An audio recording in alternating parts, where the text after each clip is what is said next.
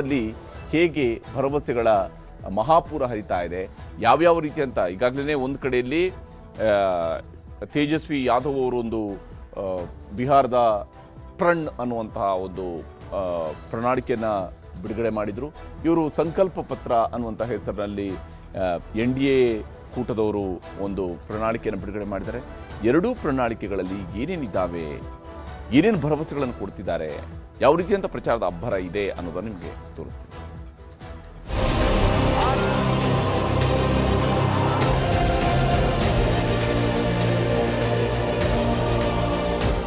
RJD क्या है? Are का मतलब रंगदारी, ज का मतलब जंगल राज और द का मतलब दादागिरी।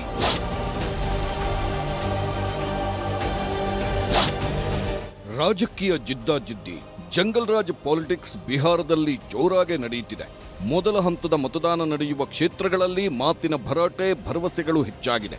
ಮೊನ್ನೆ ಮಹಾಗಠಬಂಧನ್ ಚುನಾವಣಾ ಪ್ರಣಾಳಿಕೆ ಬಿಡುಗಡೆ ಮಾಡಿತ್ತು. ಇದೀಗ NDA ಕೂಟ ಕೂಡ ಭರವಸೆಗಳ ಮಳೆಯನ್ನೇ ಸುರಿಸಿದೆ.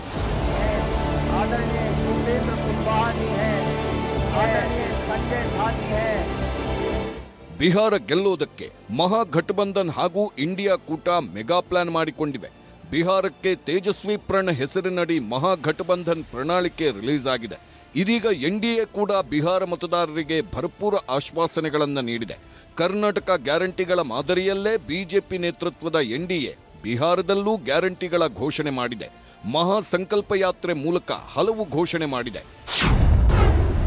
ಬಿಹಾರದಲ್ಲಿ ಉದ್ಯೋಗ ಕ್ರಾಂತಿ ಸೃಷ್ಟಿಸಿ 1 ಕೋಟಿ ಉದ್ಯೋಗ ನೀಡಲಾಗುವುದು. ಸರ್ಕಾರಿ ಮತ್ತು ಖಾಸಗಿ ಎರಡೂ ಸೇರಿ 1 ಕೋಟಿ ಉದ್ಯೋಗ ಕೊಡ್ತೇವೆ ಅಂತಿದೆ NDA.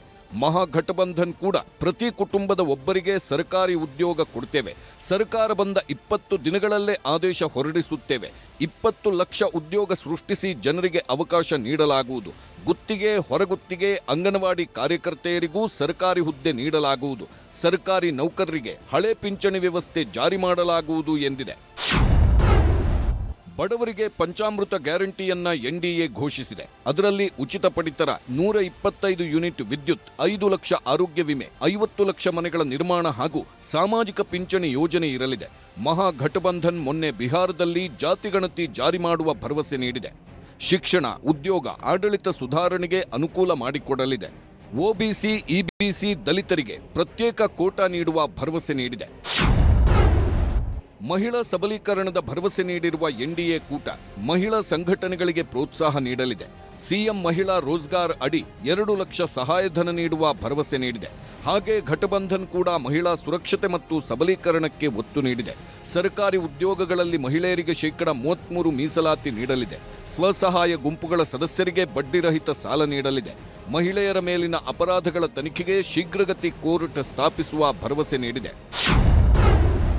ಕೃಷಿಗೆ ಉತ್ತೇಜನ ನೀಡುವ ಭರವಸೆ ನೀಡಿರುವ NDA ಕೂಟ ಕಿಸಾನ್ ಸಮ್ಮಾನ್ ನಿಧಿಯನ್ನ 3,000 ಮಾಡುವ ಭರವಸೆ ನೀಡಿದೆ.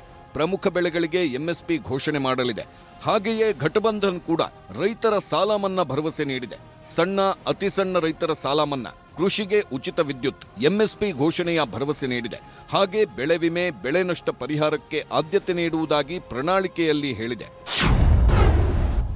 ಶಿಕ್ಷಣಕ್ಕೆ ಆದ್ಯತೆ ನೀಡಲಿರುವ NDA KGಯಿಂದ PGವರೆಗೂ ಉಚಿತ ಶಿಕ್ಷಣ ನೀಡುವ ಭರವಸೆ ನೀಡಿದೆ. ಜೊತೆಗೆ ಪೌಷ್ಟಿಕ ಆಹಾರ, ಡಿಜಿಟಲ್ ಲ್ಯಾಬ್ ವ್ಯವಸ್ಥೆ ಮಾಡಲಿದೆ. SC ವಿದ್ಯಾರ್ಥಿಗಳ ಉನ್ನತ ಶಿಕ್ಷಣಕ್ಕೆ ತಿಂಗಳಿಗೆ 2,000 ನೀಡುವ ಭರವಸೆ ನೀಡಿದೆ. ಹಾಗೆ ಮೊನ್ನೆ ಘಟಬಂಧನ್ ಕೂಡ ಭರವಸೆಗಳ ಹೊಳೆಯನ್ನೇ ಹರಿಸಿತ್ತು. ಶಿಕ್ಷಕರ ನೇಮಕಾತಿ ಮಾಡಿಕೊಂಡು ಪದವಿವರೆಗೆ ಉಚಿತ ಶಿಕ್ಷಣ ನೀಡುವುದಾಗಿ ಹೇಳಿದೆ. ಕಾಲೇಜು ವಿದ್ಯಾರ್ಥಿಗಳಿಗೆ ಲ್ಯಾಪ್ಟಾಪ್, ವಿದ್ಯಾರ್ಥಿನಿಯರಿಗೆ ಸ್ಕಾಲರ್ಶಿಪ್ ನೀಡಲಿದೆ. ಮೇಡ್ ಇನ್ ಬಿಹಾರ್ ಕಾನ್ಸೆಪ್ಟ್ ನಡಿ NDA ಹಲವು ಯೋಜನೆ ನೀಡುವ ಭರವಸೆ ನೀಡಿದೆ. Defence corridor, semiconductor park, mega tech city, fintech city, 1,000 MSME ಪಾರ್ಕ್ಗಳ ನಿರ್ಮಾಣ ಮಾಡುವ ಭರವಸೆ ನೀಡಿದೆ. ವಿಶ್ವದರ್ಜೆ ಸ್ಮಾರ್ಟ್ ಸಿಟಿಯಾಗಿ ಪಾಟ್ನಾವನ್ನ ಮಾಡುವ ಭರವಸೆ ನೀಡಿದೆ. ಮಹಾಗಠಬಂಧನ್ ಅಪರಾಧ ಮುಕ್ತ ಬಿಹಾರ ಮಾಡುವ ಭರವಸೆ ನೀಡಿದೆ. ಅಪರಾಧ ಕೃತ್ಯಗಳ ತಡೆಗೆ ಕಾನೂನು, ಭ್ರಷ್ಟಾಚಾರ ನಿಯಂತ್ರಣಕ್ಕೆ ಕಾನೂನು ರೂಪಿಸಲಿದೆ. ನಾಗರಿಕ ಸ್ನೇಹಿ ಪೊಲೀಸ್ ವ್ಯವಸ್ಥೆ ಮೂಲಕ ಜನಪರ ಆಡಳಿತದ ಭರವಸೆ ನೀಡಿದೆ. ಮೂಲಸೌಕರ್ಯದ ಭರವಸೆ ನೀಡಿರುವ NDA ಎಕ್ಸ್‌ಪ್ರೆಸ್ ವೇ, ಮೆಟ್ರೋ, ರೈಲು ಸಂಪರ್ಕದ ಭರವಸೆ ನೀಡಿದೆ. ಪ್ರತಿ ಜಿಲ್ಲೆಗೂ ಕೈಗಾರಿಕೆಗಳ ಸ್ಥಾಪನೆ ಮಾಡುವುದಾಗಿ ಹೇಳಿದೆ. ಹಾಗೆ ಘಟಬಂಧನ್ ಕೂಡ ಪಾಟ್ನಾ ಮೆಟ್ರೋ, 5 ಸ್ಮಾರ್ಟ್ ಸಿಟಿ ನಿರ್ಮಾಣದ ಭರವಸೆ ನೀಡಿದೆ. 24 ಗಂಟೆಯೂ ಶುದ್ಧ ನೀರು, ವಿದ್ಯುತ್ ಪೂರೈಕೆ ಮೂಲಕ ಬಂಡವಾಳ ಹೂಡಿಕೆಗೆ ಯೋಜನೆ ರೂಪಿಸಲಿದೆ. ಏಕಗವಾಕ್ಷಿ ಮೂಲಕ ಕೈಗಾರಿಕೆಗಳಿಗೆ ಉತ್ತೇಜನ ನೀಡಲಿದೆ.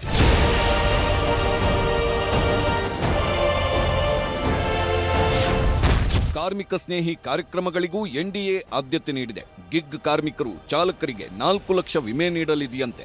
ಆರ್ಥಿಕವಾಗಿ ಹಿಂದುಳಿದವರ ಕಲ್ಯಾಣಕ್ಕಾಗಿ 10 ಲಕ್ಷ ಸಹಾಯಧನ ನೀಡಲಿದೆ. ಮತ್ಸ್ಯ ಯೋಜನೆಯಡಿ ಮೀನುಗಾರರಿಗೆ 9,000 ನೀಡಲಿದೆಯಂತೆ. ಹಾಗೆ ಪ್ರವಾಹರಹಿತ ಬಿಹಾರ ಮಾಡುವ ಭರವಸೆ ನೀಡಿದೆ. ಮೊನ್ನೆ ಘಟಬಂಧನ್ ಕೂಡ ಹಲವು ಯೋಜನೆಗಳನ್ನು ಘೋಷಿಸಿತ್ತು. ಕಾರ್ಮಿಕರ ಗಣತಿ ಮಾಡಿ ಅದರ ಆಧಾರದ ಮೇಲೆ ಕಲ್ಯಾಣ ಕಾರ್ಯಕ್ರಮ ರೂಪಿಸಲಿದೆ. ವಿಮೆ ಸರ್ಕಾರಿ ಉದ್ಯೋಗ ನೀಡಲು ಹಾಗೂ ಅಕ್ರಮ ವಲಸಿಗರ ಪತ್ತೆಗೂ ಸಹಕಾರಿಯಾಗಲಿದೆ ಎಂದು ಹೇಳಿದೆ. ಚುನಾವಣಾ ಪ್ರಣಾಳಿಕೆ ರಿಲೀಸ್ ಮಾಡಿರುವ ನಾಯಕರು ಮತಬೇಟೆಗೂ ಇಳಿದಿದ್ದಾರೆ. ಬಿಜೆಪಿ ರಾಷ್ಟ್ರೀಯ ಅಧ್ಯಕ್ಷ ಜೆಪಿ ನಡ್ಡಾ ಇವತ್ತು ಅಖಾಡಕ್ಕಿಳಿದಿದ್ರು. ಪ್ರಣಾಳಿಕೆ ಬಿಡುಗಡೆ ಮಾಡಿದ ಮೇಲೆ ಪ್ರಚಾರ ಮಾಡಿದ್ರು. ನಿತೀಶ್ ಕುಮಾರ್ ಸರ್ಕಾರವನ್ನ ಹೊಗಳಿ ಲಾಲು ಪ್ರಸಾದ್ ಯಾದವ್ ಕುಟುಂಬದ ವಿರುದ್ಧ ಹರಿಹಾಯ್ದ್ರು. नीतीश कुमार ने पकड़ी है, जिसको भरपूर आशीर्वाद मोदी जी का है, उसको स्थिरता चाहिए, उसको स्थिरता के साथ आगे बढ़ाने का काम हमको करना होगा। यहां लोग छोड़ करके दिल्ली बसने लगे, वो इसलिए हुआ क्योंकि जंगल राज यहां पर था और जंगल राज को इन्होंने प्रश्रय दिया। ये हमको ध्यान में रखना चाहिए। मैंने देखा है सीवान से लेकर के, चंपारण से लेकर के और ये मोतिहारी से लेकर के सीमांचल तक किस तरीके का खौफ था। और ये कौन था? शहाबुद्दीन। ये शहाबुद्दीन आरजेडी का सांसद था, आरजेडी का विधायक था, लालू के बगल में बैठा करता था और इसने आतंक मचाया हुआ था।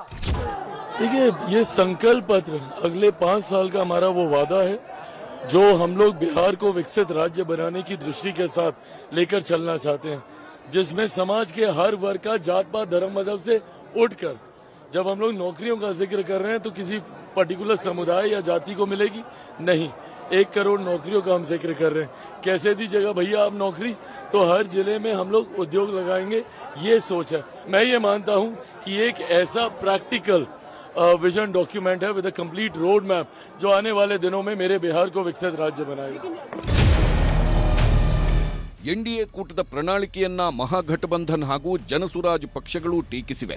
ಅಧಿಕಾರದಲ್ಲಿದ್ದ 15ರಿಂದ 20 ವರ್ಷಗಳ ಕಾಲ ಏನೂ ಮಾಡದೆ ಈಗ ಜನರಿಗೆ ಅಭಿವೃದ್ಧಿ ಮಾಡುತ್ತೇವೆ ಎಂಬ ಭರವಸೆ ನೀಡುತ್ತಿದ್ದಾರೆ ಎಂದು ಟಾಂಗ್ ಕೊಟ್ಟರು.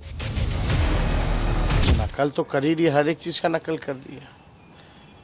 1 करोड़ नौकरी और रोजगार देंगे, हमसे पूछते हैं कि कहां से देंगे, ये कहां से देंगे, तो ये तो बताएं। जो लोग सत्ता में बैठे हुए हैं, पिछले 15-20 सालों में उनको बिहार की जनता ने कई बार अवसर दिया। वो घोषणा पत्र और संकल्प पत्र में क्या लिखते हैं उसका कोई बहुत महत्व नहीं है, क्योंकि जनता ये भी देख रही है कि इनके ये तो हर बार यही कहते हैं, एक नया घोषणा पत्र बनाते हैं, नए तरह की घोषणा करते हैं, करना उनको कुछ नहीं, करना उनको वही है जो पहले से कर रहे हैं। और जो बिहार की स्थिति अभी है, आप इन सारे संकल्प पत्र और घोषणा पत्रों के बाद भी देश के सबसे गरीब और पिछड़े राज्य हैं। ಹೀಗೆ ಬಿಹಾರದಲ್ಲಿ ಚುನಾವಣೆ ಬಿಸಿಯಾಗ್ತಿದೆ. ನವೆಂಬರ್ 6ನೇ ತಾರೀಕು ಮೊದಲ ಹಂತದಲ್ಲಿ 121 ಕ್ಷೇತ್ರಗಳಿಗೆ ಮತದಾನ ನಡೆಯಲಿದೆ. ಅಷ್ಟೊತ್ತಿಗೆ ಮಾತಿನ ಚಕಮಕಿಗಳು